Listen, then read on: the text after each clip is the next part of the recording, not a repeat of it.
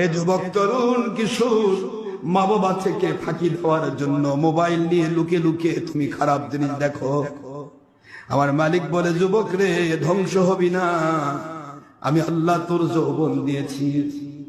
তুমি যখন খারাপ জিনিসের দিকে আসক্ত হয়ে যাবে, ধীরে ধীরে তোমার সমস্ত টেস্টোস্টেরন হরমোন বের হয়ে যাবে, প্রতি রাত স্বপ্ন দোষ হবে, বিয়ে করার পর বউ বাড়িতে থাকবে না।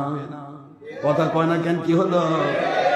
রাতের অন্ধকারে কেউ দেখবে না রে বাবা, আমার আল্লাহ দেখবে। এই ভয়ে তোমরা নেটে খারাপ জিনিসে ঢোকো না, এটা শয়তানের ধোঁকা।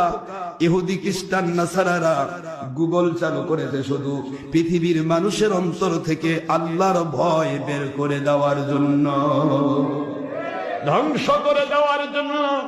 এ জাতিকে ধ্বংস করতে চাই, এরা যেন নপুংসক হয়ে যায়, এদের যেন পুরুষত্ব হেরে যায়।